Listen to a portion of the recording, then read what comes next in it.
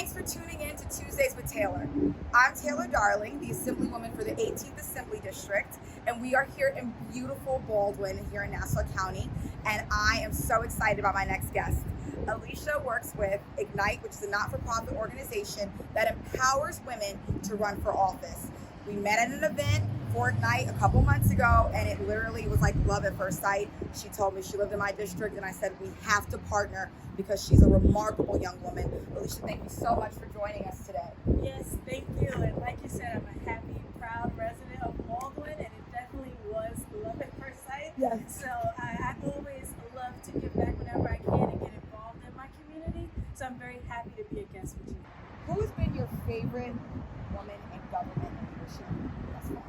So I would have to say my favorite woman in government and leadership has to be Assembly member of the 59th District, Jamie Williams, because she gave me my start as an intern. And then as a social work major and master's degree of social work herself, I feel like she was able to teach me a lot as far as blending social work and community service. Love it. Love it. Jamie is awesome. We went to Israel together actually this year, which was really nice. So Jamie is a crusader for her district, and I think that's awesome. What is empowerment to you? So empowerment to me is figuring out the resources a person has that will prevent them from staying in like maybe a negative mindset. So if you feel hopeless, moving them from that state of hopelessness into independence where they feel motivated Love it. to go after their goals and their dreams.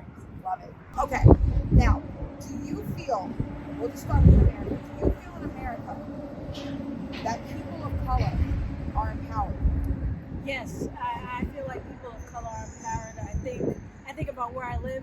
I think about my peers. I think about my elected officials, the people who pour back into other people, other Black people, other African Americans in this neighborhood. Yeah. So that makes me feel like we are empowered.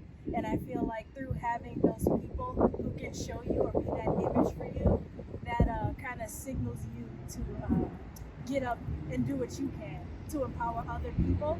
I feel like a lot of people in this area, whether it's from COVID-19 and making sure we all have masks and we all have hand sanitizers, or to the recent protests and just checking in on everyone's well-being as Black people in this area, I definitely feel like African American people are empowered. There's been a lot of talk about the need for another civil rights movement, right? If you were the director and the organizer of this movement, how would it start? Give me a step-by-step process for how we would have that civil rights movement during this time when it really feels like we are right on the edge of it. And I'd like to add, I am a very optimistic person, so you got that right. Team optimism. So I like planning, I like organizing. So I think as a director of a civil rights movement, of a large-scale movement, I would start with making sure that we have a clear why, our clear goals, why we're starting this movement in the first place. I think that's a great place to start. Our location, our demographics, I think all of those logistics need to go into the movement first. And then in addition, once we have our clear goals, our why, we would be based in service work. So let's say our goal is to a movement on feeding everyone in the community. So our based service work-based initiatives would be maybe being giving out food from pantries 3 times a week. Like we need to take our goals and root them in service work. And then I feel like if we have a clear mission, clear agenda, where we know where we want to go, that will prevent other people from coming in, maybe breaking us up, dividing us. Our teams don't always get along, but if we know our main goal, our focus, our purpose, that won't matter. We'll be able to argue and come right back the next day and make sure we meet our mission. I also feel like it's important as the director to assess everyone's skills and their leadership capacity.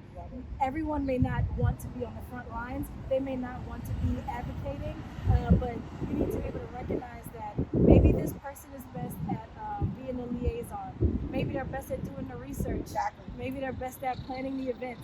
Being able to assess what skill set everyone has and how they can contribute to the movement movement. I think that's a major issue.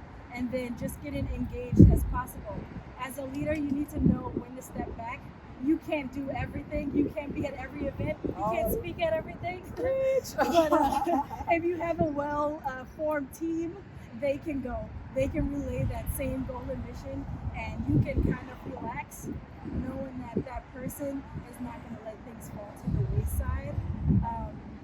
And then I think as a leader of the civil rights movement, keeping up the morale is important. Keeping up morale, of your members, your team members, of your community. So that would involve speaking to people in a more genuine fashion and not talking at people. Yes. Like, you need to do this, Yes. and you have to do this, because people don't respond to communication like that. When people feel like you're listening to them and you can maybe give them a few examples of how to go about this, explain how you have done it, that gets people mobilized and ready to fight and take action. Then you come in and saying, why didn't you guys do this? We don't have this because of X, Y, and Z, and here are all your faults and everything you do. Like, those things don't work, and you can't use that. You can't function from a place of negativity like that as a leader.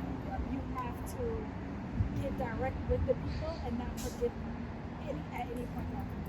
I think that is an amazing step to make sure you have a clear why, to make sure you build a strong team, you know how to delegate, you're working with people, not talking to people. You are working on keeping everyone engaged and mobilized. You're able to bring people right back to the mission. I think that is really amazing. I mean, when I thought about the question myself, again, that's why it's so beautiful to collaborate, because you're going to have a way, I'm going to have a way, but I really feel like with your way, that seemed a little hopeful, Yeah. So who would you call first? Who would I call first? I would call my trusted support network. I feel like I would start with them first. I feel like I would need them just as much as they would need me. And then I'd also go into the different support systems in the community, different clergy, different business owners, different community leaders, maybe people from education, people from the schools. Those are the people I would look to, the leaders in all these different sectors. I would call them on too, because decisions can't be made without them as well. And I would never want to, as the leader of a movement, make those decisions for those people. Let's have people who can give their input, who live these lives every day. Amen. And they can give that example. And then I would also love to have some life coaches, someone to inspire people, maybe a Like professional speaker. I think coach. that's important. Someone who always who will make sure that people aren't remaining, like, don't define people as their traumas, their obstacles, but make sure that those people can be mobilized into becoming their best self. I love that. So if we can add a person to the team who will boost morale and motivation, I would love to have that in the movement as well. I love that, to not define people by their trauma. So we're running out of time. I want you to let our viewers know, those women, those individuals who are considering running for office, who might be feeling helpless, those women with young sons of color right now in this climate. What advice or what message do you have for them right now? So I would say to anyone right now with young African American sons, daughters, anyone looking to run for office, anyone looking to be that change or be that inspiration in the community, I would say start by empowering yourself and empowering your children. Speak words of wisdom, love into your children, teach them about their history, teach them about the good, teach them about the pitfalls of previous movements, maybe what other movements could have been improved, teach them the value of others' opinions. You can't do anything alone, and then teach them that no matter what they may face, if they know their why or their purpose, they'll be able to get back up the next day and keep on going. Oh my God, I could not have said that better. Thank you so much. Thank you guys for tuning into Tuesdays with Taylor. I know it's a little loud, but I really like to showcase our district, and we will probably be getting mics soon because everything's very loud, but this is Baldwin. This is beautiful Baldwin. This is Nassau County, and I'm just so excited that we have people in our community that care and that are educated. You said everything beautifully. And I just thank you so much for your time today. Yes, thank you.